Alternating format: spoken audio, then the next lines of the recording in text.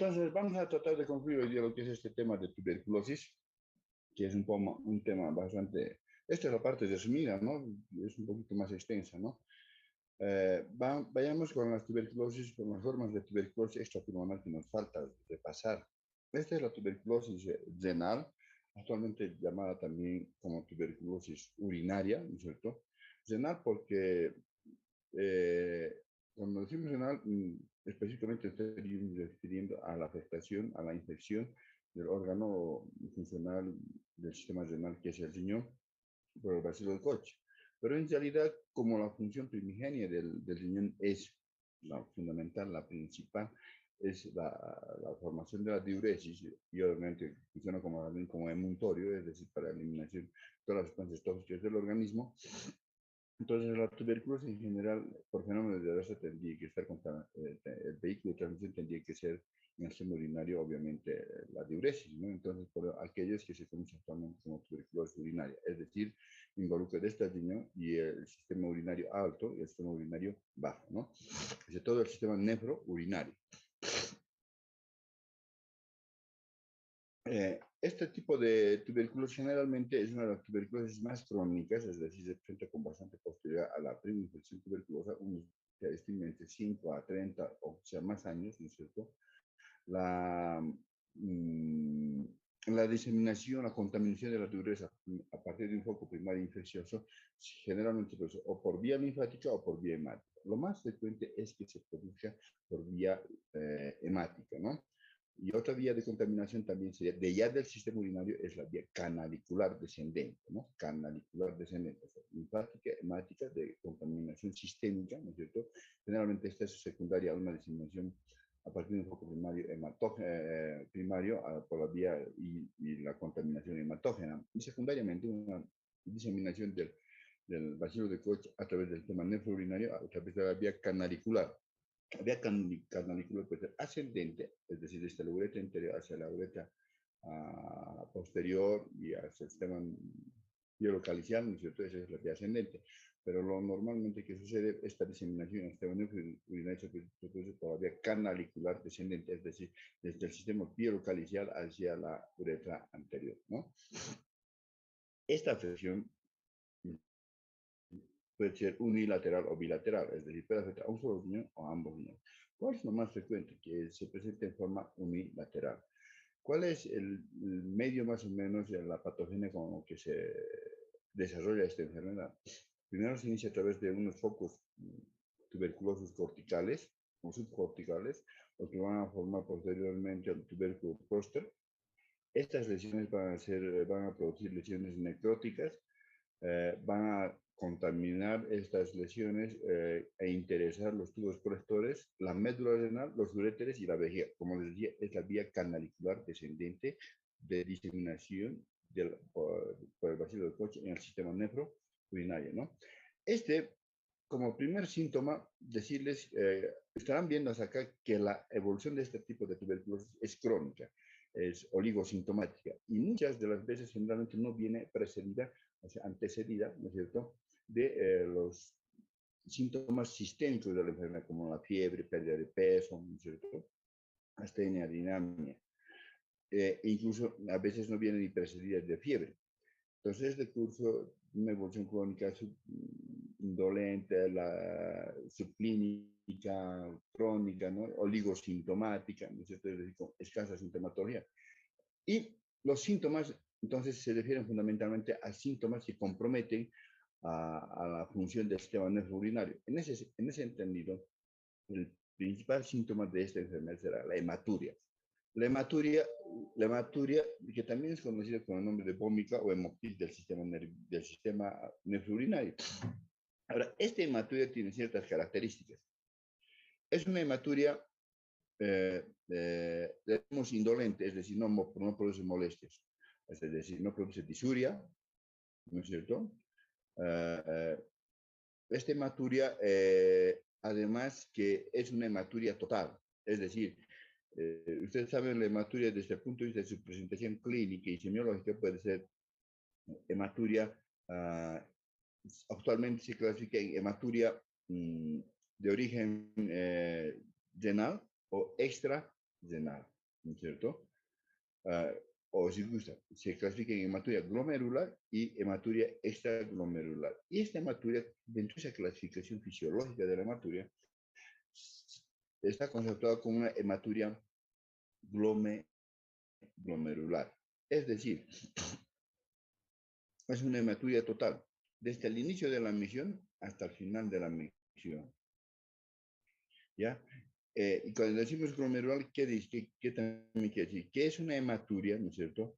Es una hematuria que no presenta coágulos. O sea, ¿y esto por qué se produce? Porque ustedes saben, desde, por su conocimiento de fisiología, que tiene un anticoagulante natural del sistema urinario, que es la uroquinasa.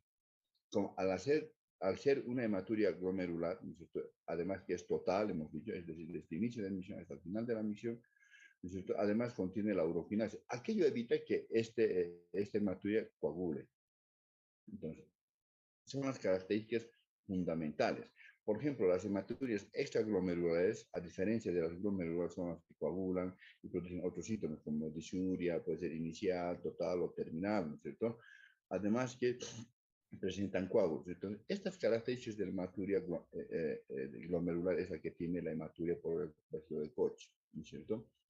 Importante. Ahora, cuando el sistema nefrourinario ha sido afectado en la parte urinaria baja, es decir, por debajo del trígono vesical, que es ya la parte de la infección o contaminación urinaria baja, ¿no es cierto? Sí puede presentar polaquiuria, ¿no? Y generalmente es una disuria terminal, es una polaquiuria terminal, ¿no? Y en este periodo suele producir también un otro síntoma, dolor ureteral, es decir, lo que llamamos desde el punto de vista semiológico un Giordano positivo, ¿no? Ese es el apoyo de percusión en el seno costo vertebral lumbar, ¿no? En la parte. Esta enfermedad puede ser, entonces, ¿qué tenemos? Que en Potosí, en zonas endémicas como Potosí, Bolivia, ¿no es cierto? La hematuria, la primera causa de hematuria en nuestro medio, por ejemplo, generalmente es tuberculosis. Es decir, que ustedes, ante la presencia de hematuria, tendrán que sospechar como causa probable la tuberculosis. Ahora, es decir, que estos pacientes, ¿qué requieren para el diagnóstico?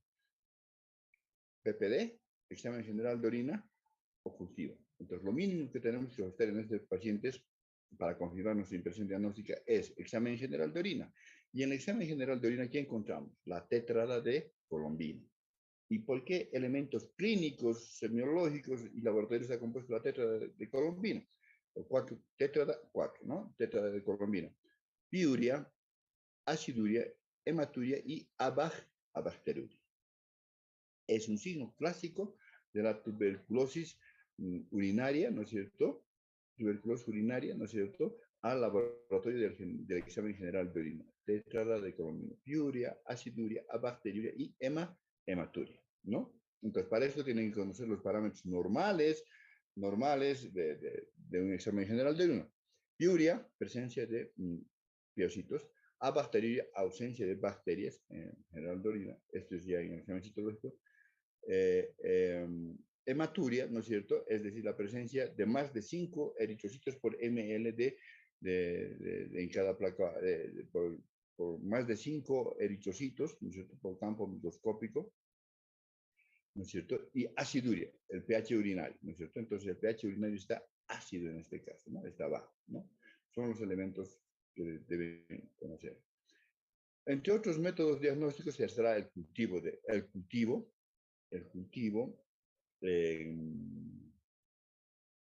en la diuresis, ¿no? En la diuresis del paciente, que generalmente dura, hemos dicho, unos 60, 45, 60 días, ¿no? Porque requiere de medios de cultivo especiales, ¿no? Ahora, entre otros diagnósticos, la radiografía, que tiene escasas sensibilidad y escasa especificidad, ¿no? Excepto en aquellos casos en que se realice la radiografía de la vía nefrourinaria, ¿no es cierto?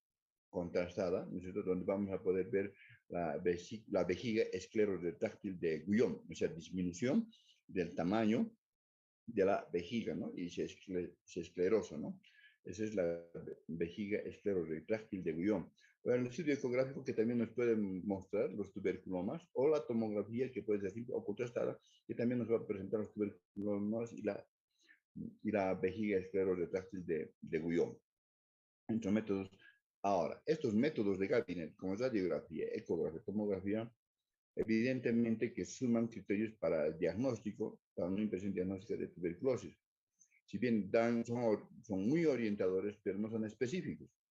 ¿Por qué? Porque no nos demuestran la presencia fehaciente, identifican al bacilo de Koch. En cambio, el cultivo de la diuresis, eso sí, nos identifica el al agente etiológico específico, es el examen microbacteriológico, ¿no es cierto? Entonces, la imagenología, si bien orienta, pero no es una bacteriología, ¿no? Entonces, no nos muestra fehacientemente al agente etiológico de la enfermedad. Tuberculosis osteoarticular. Bueno, es otra de las formas de tuberculosis extrapulmonar, ¿no es cierto? Más frecuente siempre, obviamente, en los países pobres, ¿no es cierto? Entre comillas, ¿no? O en vías de desarrollo, ¿no? O con poco desarrollo sanitario, ¿no? Ahora, esta puede afectar fundamentalmente a las articulaciones grandes, generalmente articulaciones grandes del aparato locomotor de nuestra economía humana. Pero más frecuentemente afecta, ¿no es cierto?, a la columna vertebral. Específicamente, el segmento de la columna vertebral más afectada es la dorso-lumbar, las últimas vértebras dorsales y las primeras vértebras lumbares, ¿no? Y es lo que se conoce con el nombre, ¿no es cierto?, de mal de Poth, ¿no es cierto?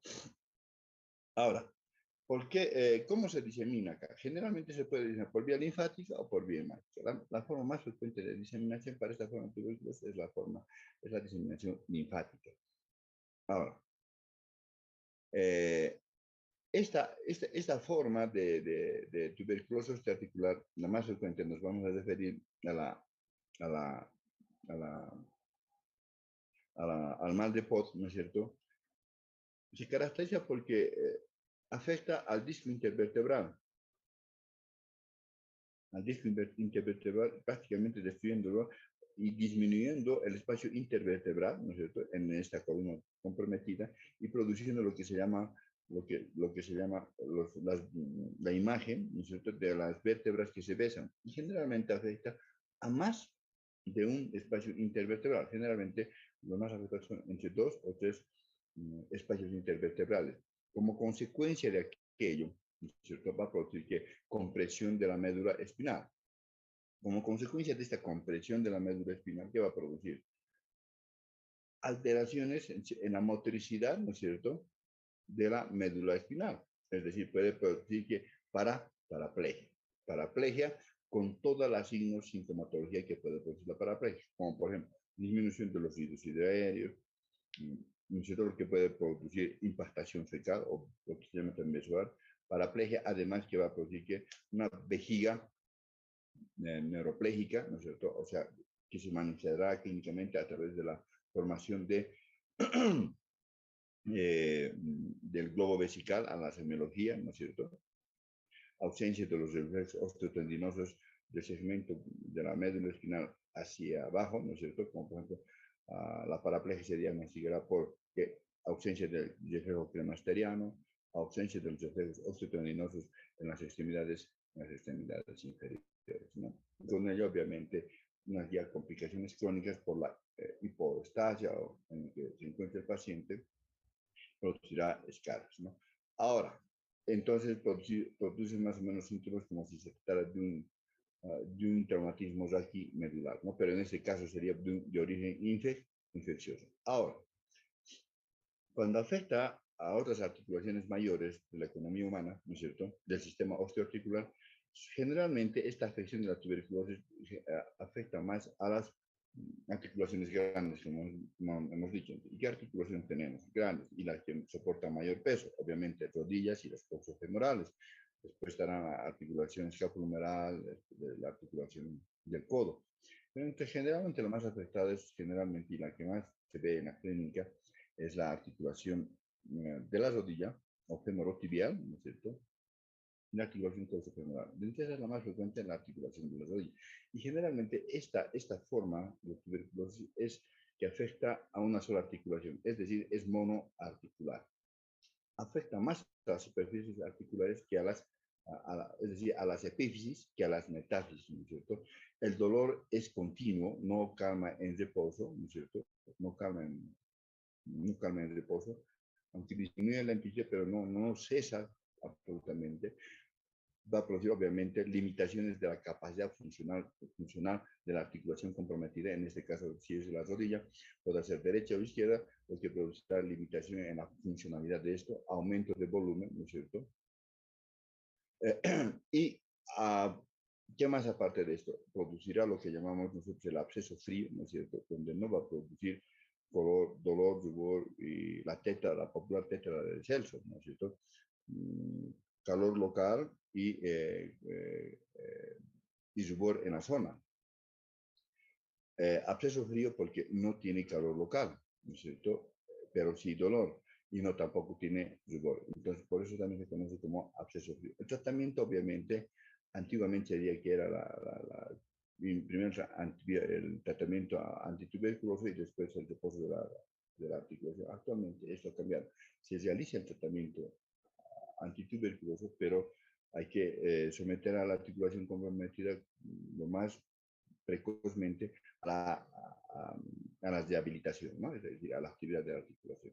El diagnóstico puede ser clínico, radiológico, que es muy orientativo en el caso del mal de Poth, que a diferencia del absceso, ¿no es cierto? El absceso en el mal de en la columna vertebral no compromete los espacios intervertebrales, o sea, los discos intervertebrales. En cambio, en sí, en la radiología sí, porque inclusive produce esas vértebras en cuña o vértebras que se besan, ¿no es cierto? El radiólogo es muy orientativo y finalmente, sin lugar a dudas, el que tiene mayor rentabilidad diagnóstica que siempre la biopsia con cultivo y antibiograma, ¿no? Sensibilidad y resistencia de los antimicrobianos. Es el sine qua non para el diagnóstico de tuberculosis osteoarticular. La tuberculosis genital, otra de las formas extrapulmonares, afortunadamente menos frecuente, ¿no es cierto?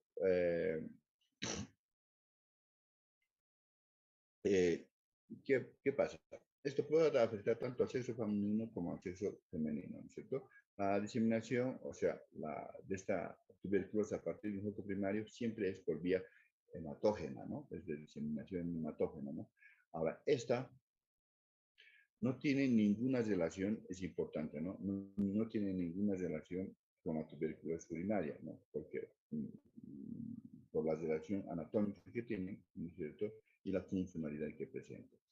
Los síntomas, generalmente estos pacientes no presentan los síntomas clásicos de la tuberculosis sistémica, es decir, fiebre, ¿no? Es también de curso indolente, solapado, de evolución crónica, oligosintomática, ¿no es cierto? ¿Y qué presenta en el sexo femenino? Generalmente presenta es un dolor abdominal bajo en el hipogastrio y alteraciones del ciclo sexual bifásico, es decir, amenorrea, oligomenorrea, ¿no es cierto? Y signos de pelviperitonitis, es decir, dolor en el abdomen bajo, en el vientre, ¿no es cierto? Puede ser con punto uterino positivo, punto ováricos positivos, ¿no es cierto? Y escasa alteración del estado general y más raramente fiebre, ¿no? Sin embargo, una de las complicaciones más frecuentes de la tuberculosis femenina generalmente, por ese proceso infeccioso y inflamatorio que puede ser la tuberculosis, es la esterilidad femenina, ¿no? Entonces, ese sí es un síntoma importante, ¿no? Y ustedes saben, el concepto de esterilidad ya han de pasar esto en la asignatura de ginecología. El diagnóstico, obviamente, se realiza a través del cultivo, ¿no es cierto?, en la secreción vaginal, que se llama leucorrea. Sin duda, el que tiene, obviamente eso demora mucho, ¿no es cierto?, sin duda, pero la mejor muestra para este cultivo es la biopsia diagnóstica del endometrio, ¿no? Que tiene una sensibilidad y especificidad alta, mayor al 80%. Y el cultivo siempre tiene que ser acompañado de una prueba de sensibilidad y de resistencia, es decir, de antibiograma a los antituberculosos, ¿no? Ahora, en el sexo masculino, ¿qué va a producir? Generalmente esta tuberculosis se presenta entre los 20 y 30 años, ¿no es cierto? Es siempre una tuberculosis secundaria, esta, ¿no es cierto?, de diseminación, aquí sí puede ser canalicular descendente, ¿no es cierto? O hemática. Ahora, ¿qué produce esto en el sexo masculino? Aumento de volumen en los testículos, aumento de volumen. Y al producir un proceso inflamatorio en el testículo, el segmento más afectado es el epidídimo, ¿no es cierto? ¿Y qué va a producir los tuberculomas? Y estos tuberculomas van a llegar a calcificar. Entonces, ustedes saben por la anatomía, el epidídimo, ¿no es cierto?, consta de una cabeza y un cuerpo del epidídimo. Entonces, en este segmento, al explorar esta exploración del testículo, ustedes ya han debido aprender en urología, ¿no es cierto? Se engarza con el dedo índice medio, cada testículo, ¿no es cierto? Se procede a la palpación con el dedo pulgar.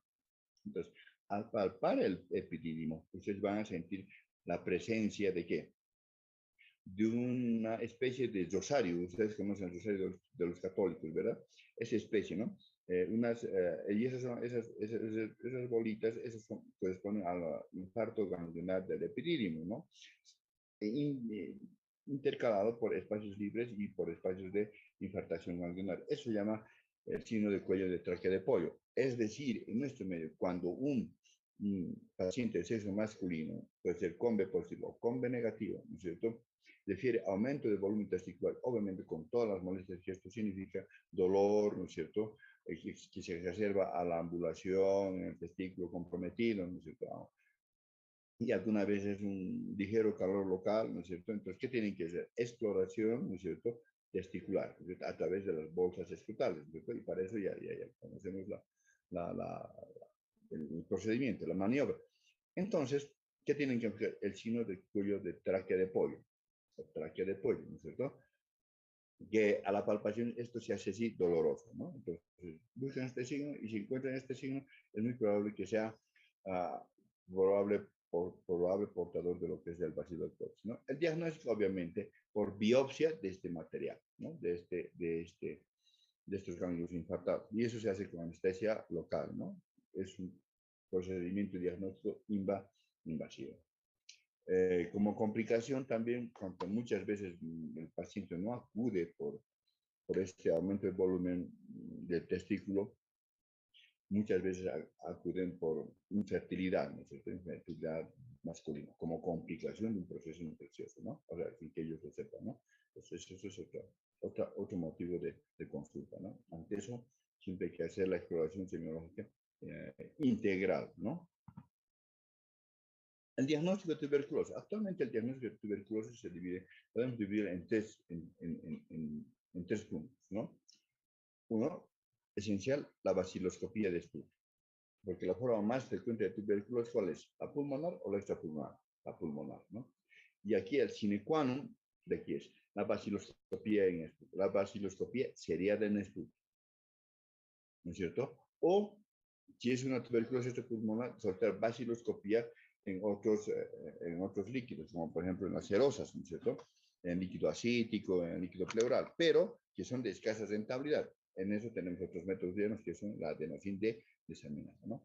Y el que tiene la prueba diagnóstica para tuberculosis que tiene mayor sensibilidad y mayor especificidad siempre es el cultivo, ¿no? Cultivo en cualquier muestra de secreción de la economía humana, ¿no? Y finalmente, el diagnóstico molecular, que es el que más utilizamos actualmente, ¿no es cierto? Porque además de identificar al material molecular genético de la bacteria, de que es el bacilo de Koch, ¿no es cierto?, nos permite identificar resistencia a los antitubérculos, ¿no? Y fundamentalmente contra resistencia bacteriana por el bacilo de Koch hacia la rifampicina, ¿no? Entonces, se basa en estas tres bases diagnósticas actualmente, ¿no? Y hablemos ahora algo de baciloscopía. Antes de hablar de baciloscopía seriada en esputo, que ha tenido algunas modificaciones en los últimos años, hablemos de lo que es el sintomático respiratorio. Como dijimos en anteriores clases de tuberculosis, al repasar este tema, ¿qué es sintomático respiratorio? Todo tosedor crónico, todo tosedor crónico. ¿Y qué consideramos crónico? Aquella persona que está tosiendo, ¿cierto?, 15 días o más, a pesar del tratamiento que se realizara. ¿Y cómo se debe hacer el enfoque y conducta y tratar a un paciente sintomático respiratorio? Entonces, empezamos, como aquí dice el cuadro, por definir sintomático respiratorio. ¿Qué es síntomas? Persona que presenta tos con una expectoración por 15 días o más, ¿no? Es conocida como sintomático respiratorio. Este paciente sintomático respiratorio, obviamente, ¿no es cierto? ¿Qué se tiene que hacer? A este paciente sintomático respiratorio, obviamente, que ha debido pulular anteriormente, antes de que nosotros definamos como sintomático respiratorio en esta consulta o en el hospital, ha debido asistir, ha debido realizar tratamientos antibióticos, con expectorantes, antitusivos, medicina natural, ¿no es cierto? Y llega a nuestro consultorio y nosotros definimos que es sintomático respiratorio. Ahora bien, ¿qué hacemos con este sintomático respiratorio? Nosotros lo que debemos realizar es solicitarle una baciloscopía seriada en estudio. Baciloscopía sería de actualmente consta de dos muestras, ¿no es cierto? Entonces, esperamos el resultado de estas dos muestras, ¿no es cierto? Y definimos si el examen de la baciloscopía sería de en este sintomático respiratorio SR, ¿no es cierto? O SR nada más, ¿no es cierto? Si es positivo o es negativo. Si es positivo, es sencillo, se procede a registrar en el cuaderno de tuberculosis que se dispone en el sistema público de atención. Y si ustedes no están, no tienen medicamentos antituberculosos en el establecimiento en el que trabajen, tienen que referir a la entidad inmediatamente superior dentro del sistema público de salud, puede ser al CEDES, al departamento de tuberculosis, para que ahí inicien el tratamiento de tuberculosis, es decir, diferencia a lo que correspondiere. Y si la prueba de sintomático de baciloscopía seriada es negativa, es decir, no contiene bacilos de Koch, se debe realizar tratamiento por el lapso de 10 días, con el antibiótico que corresponda, ¿no es cierto? O sea, con el antimicrobiano que corresponda. Pero debemos evitar en ese tratamiento del sintomático respiratorio con antimicrobianos, evitar la prescripción, evitar la indicación de quinolonas. ¿Por qué? Porque las quinolonas se vienen utilizando ya desde más de hace 2 décadas en el tratamiento de tuberculosis. Y precisamente uno de las quinolonas, fluorquinolonas, que han sido utilizadas en inicio del tratamiento de la tuberculosis y negativiza la baciloscopía de positiva a negativa en tan solo 20 días es el ciprofloxacino, ¿no? Entonces, evitar siempre tratar a los sintomáticos respiratorios con quinolonas, ¿no? O sea, puede ser ciprofloxacino, levofloxacino, mofloxacino o floxacino, ¿no es cierto? Con cualquier, evitar. ¿Por qué? Porque podríamos, ¿cierto? Podría haber algún problema con el análisis de la baciloscopía y sin nosotros percibir, tener evidencia, podríamos estar tratando tuberculosis, ¿no? Y muchas veces sucede jóvenes, que en el lugar donde ustedes están desempeñando funciones no existe la posibilidad de realizar una baciloscopía y tienen que empezar tratamiento o se ven en la necesidad de iniciar tratamiento antimicrobiano, necesitan un sintomático respiratorio sin bacilo y sin baciloscopía previa. Entonces siempre eviten la prescripción de quinolona, porque podrían estar tratando, ¿no es cierto?, subliminalmente una tuberculosis pulmonar, ¿no? Ese tratamiento debe durar, entonces para eso tienen muchas opciones, ¿no? Aminopenicilinas, cefalosporinas, sulfas, ¿no es cierto? Aminoglucósidos, tetraciclinas, ¿no es cierto? Tienen un gran arsenal de antimicrobianos para hacer tratamiento, sin que comprometan quinolonas, ¿no? ¿Por qué tiempo debe durar ese tratamiento? 10 días. Al cabo de los 10 días, ¿no es cierto?, si el paciente evoluciona favorablemente, ¿no es cierto?, es dado de alta. Si no ha si no se ha observado, si no se ha evidenciado una evolución favorable, este paciente pasa al otro examen complementario, que es solicitar el cultivo para tuberculosis, ¿no es cierto? Y esto ya se realiza en segundo o tercer nivel de atención, o sea, el cultivo para tuberculosis. Luego, en este caso, este cuadro podría ser sencillamente sustituido, ¿no?, por la solicitud. Si ustedes están trabajando en segundo o tercer nivel, y requiere un diagnóstico más rápido, más eficiente, podría solicitarse el Genesper, ¿no es cierto? En vez de cultivo, porque el cultivo demora mucho tiempo, ¿no? Entonces, en este caso podría solicitarse el Genesper, ¿no? Ahora, la baciloscopía, les decía, antiguamente se hacía, hasta hace unos años atrás, se solicitaban 3 muestras. Actualmente solamente se requiere de 2 muestras. La primera muestra que tiene, obviamente, el primer estudio, la primera expectoración de la mañana, ¿no es cierto? O en el momento, tomárselo en el momento del primer contacto con el paciente, pues viene a mi consultorio, es sintomático respiratorio, tiene síntomas y signos de tuberculosis, ¿qué realizo? La solicitud de baciloscopía seriada en esputo. La baciloscopía seriada en esputo se toma la primera muestra en ese momento, ¿no es cierto? La segunda muestra se toma al día siguiente, la primera expectoración de la mañana, ¿no es cierto? Estas 2 muestras se las lleva al laboratorio de referencia, ¿no es cierto? Y esto demora unas 24 horas, demora en que nos entreguen el resultado de la baciloscopía, ¿no? Y este resultado puede tener las siguientes variables. Ser una baciloscopía negativa de,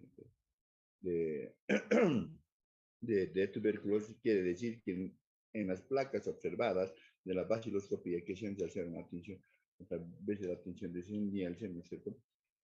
Para bacilo alcohol resistente, no se observa ni un solo bacilo de Koch, ¿no es cierto? Y baciloscopía positiva, una cruz, cuando se han observado en las placas, ¿no es cierto? Entre 10 a 99 bacilos ácido alcohol resistentes por cada 100 campos microscópicos observados. Y baciloscopía de 2 cruces positivas, ¿no es cierto? Cuando se ha podido observar en la placa de observación, ¿no es cierto?, a microscopio, entre 1 a 10 bacilos ácido alcohol resistentes por cada 50 campos microscópicos observados. Y baciloscopía positiva 3 cruces cuando se ha observado más de 10 bacilos ácido alcohol resistentes por cada 20 campos microscópicos observados, ¿no es cierto? Baciloscopía positiva. Cuando la baciloscopía es positiva, ¿no es cierto? Una cruz, 2 cruces o 3 cruces, se debe iniciar ¿qué? Tratamiento antituberculoso, ¿no? Y el otro medio de cultivo, el otro medio de diagnóstico, con mayor sensibilidad y mayor especificidad, ¿no? Es el cultivo para bacilo de Koch, ¿no? Y los cultivos para bacilo de Koch, ¿no es cierto?, se clasifican en sólidos y líquidos. Los sólidos son el método o sistema de Ogawa, el Lowenstein-Hansen, y los líquidos son el Mildebrok 7H9 y el Mildebrok 7H10. De estos, ¿cuál es el que más se utiliza y que utilizamos en nuestro medio y en el mundo? El medio de Lowenstein-Hansen, ¿no? Este cultivo, además, no debe siempre ser soltado solamente como cultivo para bacilo. Siempre debe ser acompañado por una cosa, esto: solicitar con prueba de sensibilidad PS y resistencia a los antituberculosos, ¿no? En todos los pacientes. O sea, no solamente es suficiente una solicitud del cultivo, identificar, sino también solicitar simultáneamente, ¿no es cierto?, nos informen, ¿no es cierto?, la sensibilidad y resistencia a los antituberculosos. ¿En qué está indicado la solicitud de estos antituberculosos?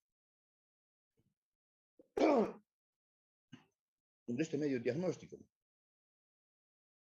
Cuando el paciente sintomático respiratorio tiene una baciloscopía seriada en esputo negativo, ¿no es cierto?, pero a pesar de que, ¿no es cierto?, ante el tratamiento con antituberculosis ha evolucionado en forma estacionaria, ¿no es cierto? O sea, sintomatológicamente no tiene una buena evolución, ¿no? En la tuberculosis de localización extrapulmonar presuntiva es importante, ¿no? Puede ser en tuberculosis osteoarticular, tuberculosis meningia, tuberculosis pericárdica, tuberculosis pleural o intestinal o peritoneal, ¿no es cierto? En todos los casos en que los pacientes, ¿no es cierto?, ya al 4.er mes de tratamiento antituberculoso, ¿no es cierto?, aún tiene evolución negativa o tiene una baciloscopía positiva, una baciloscopía de control positiva, ¿no? En todos los casos, ¿no es cierto?, en todos los casos, de seguimiento a las tuberculosis, ¿no es cierto?, con resistencia a la rifampicina, que es el RR, o que sean considerados como o, tuberculosis multidrogoresistentes, es decir, que presentan resistencia a más de un medicamento antituberculoso, o en todos los casos que sean tuberculosis, ¿no es cierto?, extensivamente drogoresistentes, es decir, que presenten resistencia a más de dos drogas antituberculosas resistencia, que presenten a más de dos drogas antituberculosas, ¿no es cierto? En que, o en aquellos casos en que se presume de tuberculosis, ¿no es cierto? Se presume de tuberculosis en el personal de salud, ¿no es cierto? Y que esté expuesto frecuentemente al bacilo de Koch. En todas las baciloscopías positivas, ¿no es cierto?, que al tercer mes de tratamiento aún estén dando positivos, ¿no es cierto? Y el resultado viene así. Nos reportan cultivo positivo una cruz cuando se ha podido observar entre 20 a 100 colonias en cada medio de Mildebrok, ¿no es cierto?, en la Euromensten-Hansen, o, mm, o cultivo positivo, ¿no es cierto?, cuando se encuentra más de 100 colonias, ¿no es cierto?, y cultivo positivo, 3 cruces, cuando encuentran colonias inverables en la placa de cultivo, ¿no?, en el medio de cultivo. Y el GeneSper. ¿En qué consiste el GeneSper? Esa es una prueba que ya ha entrado en utilización a partir de la última parte de la década del 2000, ¿no es cierto? Y se ha extendido universalmente durante la anterior década, del 2010 adelante. Es una nueva forma de diagnóstico rápida. El resultado solamente podemos obtener ya, tener el resultado, contar con el resultado del GeneSper a las 2 horas desde alzada, ¿no es cierto? Para eso se necesita una tecnología ya no tan de última generación. Generalmente el medio más utilizado, la máquina más utilizada es el GX4, ¿no es cierto? ¿En qué consiste? En que, en que se tome ¿en qué consiste? En identificar, ¿no es cierto?, la cadena molecular del ácido nucleico del bacilo de Koch. Eso es lo que es el GeneSper, ¿no es cierto? Es de elevado costo, sí, porque tener el GeneSper tiene un costo aproximado de unos 17,000, 15,000 dólares aproximadamente. Se puede realizar más de 4 exámenes simultáneamente con excelentes datos, alta sensibilidad y alta especificidad, además de informar la presencia del material genético del ácido nucleico del bacilo de Koch, también nos permite identificar resistencia a los antibacterianos, antituberculosos, ¿no? Importante. Actualmente, ¿qué muestras se están procesando? ¿Qué tipo de muestras? En esputo, en muestra de tejidos y en el líquido cefalorraquídeo, ¿no? Esta es una prueba, es decir, por esas características, no es nada más que una proteína C reactiva en tiempo real del tipo automatizada, ¿no? Esas son las características del GeneSper. Ahora, ¿en quiénes se tiene que solicitar? ¿En quiénes se puede solicitar? Todos los pacientes inmunodeprimidos, especialmente aquellos portadores del virus de la inmunodeficiencia, ¿no? Aquel personal de salud sospechoso de cursar tuberculosis, ¿no? A todos los pacientes, ¿no es cierto?, que tengan manifestaciones clínicas, que tengan baciloscopía negativa, cultivo para bacilos negativos, y que tengan sintomatología de tubérculo, sean COMB positivo, tengan sintomatología de tuberculosis y signología de tuberculosis, y que sean negativas para la baciloscopía y el cultivo. En estos también se ha indicado la solicitud del GeneSper. En aquellos pacientes, ¿no es cierto?, en que se está haciendo tratamiento de tuberculosis multidrogos resistentes o extensivamente multidrogos resistentes o resistentes a la rifampicina, también se ha indicado solicitar para seguimiento del paciente realizar el GeneSper, ¿no? O en los contactos de los pacientes multidrogos resistentes para iniciar tratamiento, ¿no? Entonces, en aquellas situaciones está indicado, y en los casos de, como os decía, ¿no?, de sintomáticos respiratorios, también en vez de volver a realizar, después de la baciloscopía, realizar un cultivo, por mayor eficiencia y eficacia, pues podríamos optar directamente ya no un cultivo, sino un genespera. En esos casos también está indicado. Y el resultado generalmente nos informa así, ¿no es cierto? La prueba muestra puede ser, la prueba que hemos enviado puede ser negativa porque no contiene Mycobacterium tuberculosis, puede ser material genético de Mycobacterium tuberculosis, o puede ser también negativa, ¿por qué? Por error, ¿no es cierto? Porque la muestra no ha sido adecuadamente tomada, ¿no es cierto? Dos posibilidades. O puede ser también que existen presencia de Mycobacterium tuberculosis detectadas, ¿no es cierto? Con resistencia a la rifampicina, ¿no es cierto? No detectada, es decir, se puede involucrar tratamiento estandarizado del esquema número 1 o medicamentos de primera línea antituberculosa. O detectar al Mycobacterium tuberculosis, pero sí con resistencia identificada a la rifampicina, es decir, ya nos está orientando de que debemos utilizar fármacos antituberculosos de segunda línea. Es decir, no simplemente sirve para el diagnóstico de tuberculosis pulmonar o extrapulmonar, sino también sirve para qué? Para orientar la terapéutica antituberculosa, ¿no? Porque nos informa sobre la sensibilidad del bacilo de Koch hacia el medicamento antituberculoso, ¿no? Ahora, una vez que tenemos el diagnóstico, ¿qué tenemos que hacer? Tratamiento de la tuberculosis. Entonces, y para esto tenemos que hablar en inicio de la clasificación de los antituberculosos. La clasificación actual de antituberculosos indica, se clasifican en antituberculosos de primera línea y antituberculosos de segunda línea. Los antituberculosos de primera línea que están enfocados aquí en el cuadro azul, ¿no es cierto?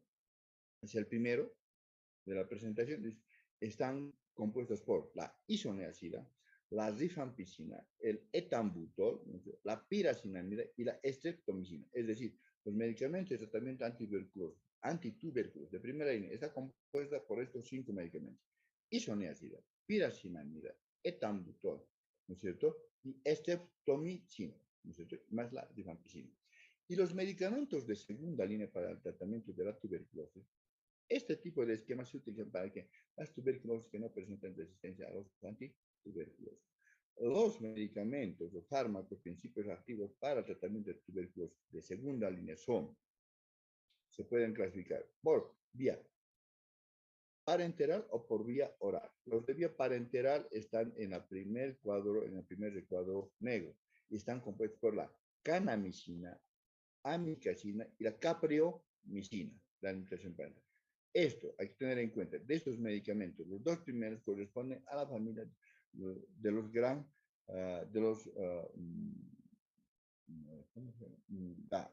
de los aminoglucósidos, son altamente nefrotóxicos, ¿no? Y los de administración de segunda línea, de administración por vía oral, tenemos la etionamida, la protionamida, la cicloserina y el PAS, ¿no? El popular PAS, que es también uno de los medicamentos más antiguos en el tratamiento de la tuberculosis, el ácido para-amino salicílico, ¿no? Y los medicamentos que ya están desde hace unas 2, 3 décadas atrás en tratamiento, se utilizan en el tratamiento de tuberculosis y son considerados como medicamentos orales de segunda línea, ¿no es cierto? Son las quinolonas, las fluorquinolonas. El primero que se utilizaba, que ya no está de acuerdo a la, acá en este cuadro, ¿no es cierto? Era el ciprofloxacino, ¿no? ¿Por qué no está? Porque hay algunos estudios que indican que el bacilo de Koch ha desarrollado cierto tipo de resistencia primaria al ciprofloxacino. Porque ha habido un uso, digamos, por decirlo semánticamente, discrecional de lo que es este principio activo, el ciprofloxacino. Ahora, entonces, ¿qué otras alternativas tenemos?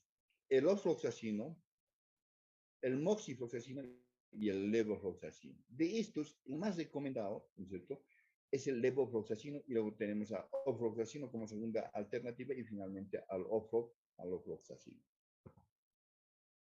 En este cuadro tenemos las dosis de los medicamentos antituberculosos que deben ser prescritos en el tratamiento de primera línea, ¿no es cierto?, con fármacos de primera línea antituberculosos por kilogramo peso. ¿Por qué les presento esta fotografía, esta imagen?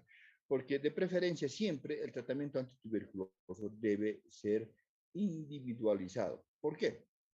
Porque no todos responden por un sencillo hecho. No todas las personas responden de la misma forma, ¿no es cierto?, al mismo estímulo. ¿No es cierto? Puede haber hipersensibilidades, ¿no es cierto? O puede haber sobredosificación cuando es administrada por esquemas de tratamiento, ¿no es cierto?, estandarizados, ¿no es cierto? Y puede haber efectos secundarios, porque los medicamentos antituberculosos tienen una característica fundamental, que es la alta toxicidad. Toxicidad, ¿por qué? Porque son de administración prolongada, ¿no es cierto? Y además tienen efectos secundarios tóxicos. Entre estos medicamentos, como la isoniazida, las rifampicina son altamente hepatotóxicos. Por ejemplo, la streptomicina es altamente tóxica y es altamente ototóxica. Entonces, antes de iniciar este tratamiento, por aquella razón, siempre se debe solicitar al inicio del tratamiento o antes, inmediatamente antes al inicio del tratamiento, la dosificación, ¿no es cierto?, de ureacrilatina, ¿no es cierto?, porque probablemente sea por la prolongada, el tratamiento que es prolongado y es bastante tóxico, ¿no es cierto?, entonces tengan problemas con la diuresis, ¿no? O para dosificar de acuerdo al clearance de creatinina, ¿no es cierto?, para evitar mayor toxicidad en aquellos pacientes que tengan cierto grado o nivel de insuficiencia renal.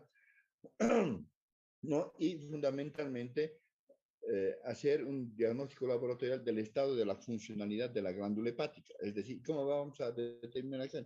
A través de la dosificación de qué? De albúmina, dosificación de transaminasa oxalacética y pirúvica, ¿no es cierto? Y el nivel de bilirrubina.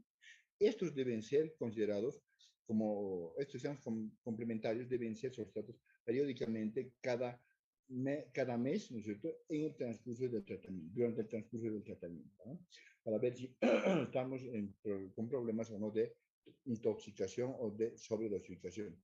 Y para evitar esos efectos colaterales indeseables, ¿no es cierto?, o no deseados, la recomendación siempre iniciar el tratamiento por kilogramo peso. Isoniazida por kilogramo peso, la dosis es de 5 miligramos por kilogramo peso, la rifampicina es de 10 miligramos por kilogramo peso, ¿no es cierto? Generalmente estas dos drogas vienen asociadas, es decir, en una sola presentación farmacológica de tabletas, ¿no? Más rara vez tenemos en dosis individualizadas, es decir, un solo principio activo. El etambutol, la dosis es de 15 miligramos por kilogramo peso, ¿no es cierto? La piracinamida es de 25 miligramos por kilogramo peso, ¿no es cierto? La rifampicina sola o en suspensiones de 10 a 15 miligramos por kilogramo peso. Y la streptomicina tiene una dosis de 1 gramo, ¿no es cierto?, en 24 horas por administración por vía intramuscular. Entonces, bien, este cuadro está ordenado de acuerdo a la dosificación. Primero, isoniazida, que es de 5 miligramos, ¿no es cierto? Luego la rifampicina de 10, luego viene el etambutol de 15 miligramos por kilogramo peso, luego viene la piracinamida de 25, ¿no es cierto? Finalmente la rifampicina. Y finalmente, un medicamento que me olvidé colocar en esto, es la streptomicina, que es un 0.75 miligramos por kilogramo peso, ¿no es cierto? O de 1 gramo cada 24 horas, ¿no? 0.75 miligramos, ¿no?, de streptomicina. Y el tratamiento está compuesto de la siguiente forma. Primer esquema de tratamiento por kilogramo peso, con medicamentos de primera línea, está compuesta en 2 fases. La primera fase está compuesta, ¿no es cierto?, por el tetra asociado.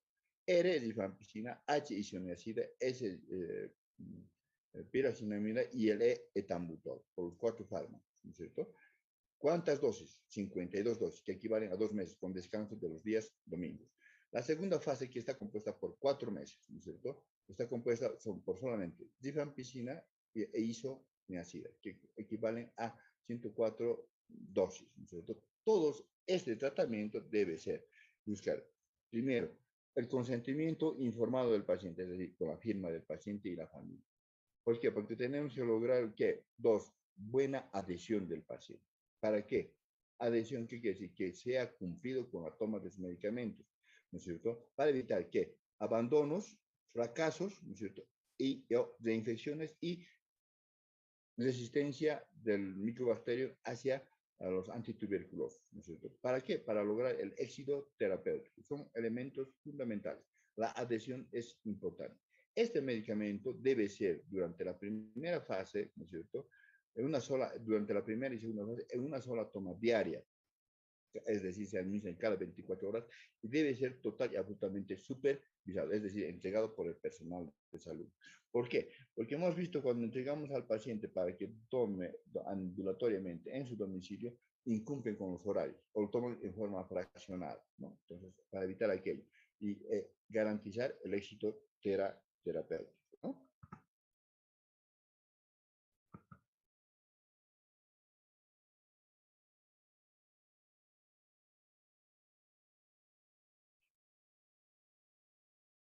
Y este es un cuadro que tenemos los medicamentos de segunda línea, ¿no?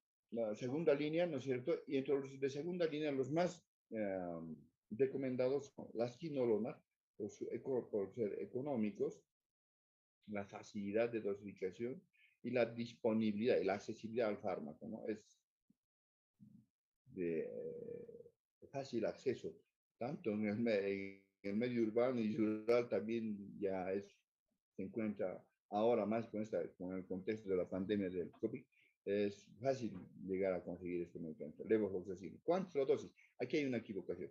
Es un comprimido, ¿no es cierto?, de 750 miligramos cada 24 horas. Máximo, la dosis máxima sería 1 gramo al día, ¿no es cierto? La canamicina, que viene en ampollas de 1 gramo, la dosis por kilogramo peso es de 15 miligramos, ¿no? Igual que la amicacina, ¿no? 15 miligramos por kilogramo peso en una sola administración por vía parenteral intramuscular, ¿no? O parenteral endovenosa, pero esto es si es intrahospitalario.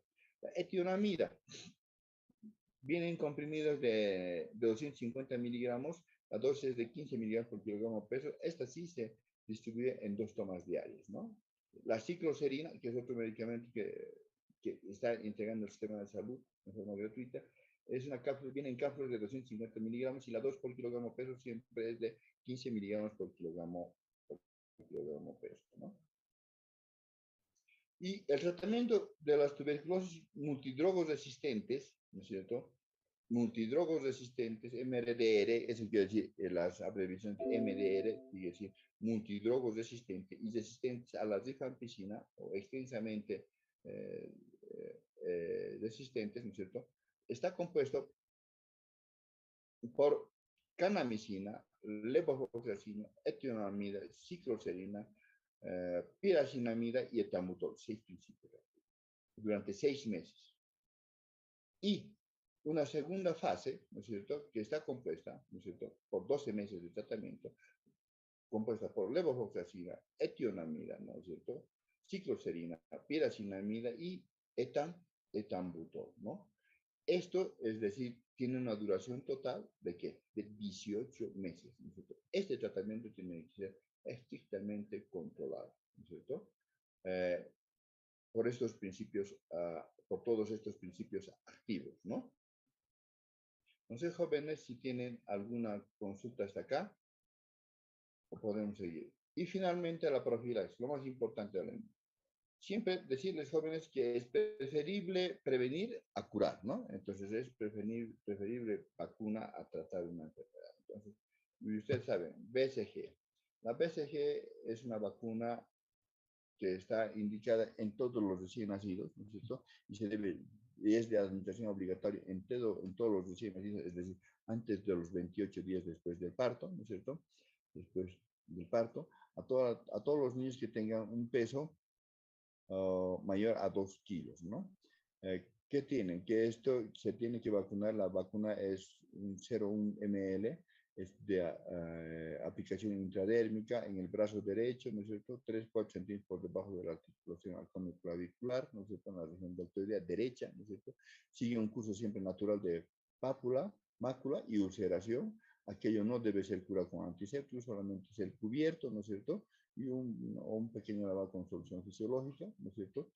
Como signo de un estigma de la vacuna, ¿no es cierto? Y complicaciones, ¿no? Las complicaciones cuando no tiene buenos cuidados ¿no es cierto? Es que el paciente quede no protegido con la vacuna, ¿no es cierto? Porque curan con antisépticos, pequeña úlcera que deja, o finalmente una complicación de origen sistémico cuando, que se presenta afortunadamente uno en 1 millón, que es la BCG, ¿no? El desarrollo de tuberculosis aguda por la vacuna, ¿no? Que es el vacío de Camel-Guerin, ¿no? No sé si tienen alguna pregunta acá, jóvenes, de lo contrario hubiéramos terminado este tema que es tuberculosis. Tienen la palabra, jóvenes.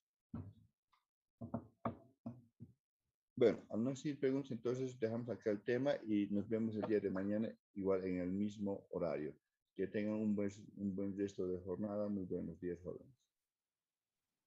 Hasta luego, doctor. Hasta Gracias. luego, Buenos doctor. días. Buenos Gracias. días.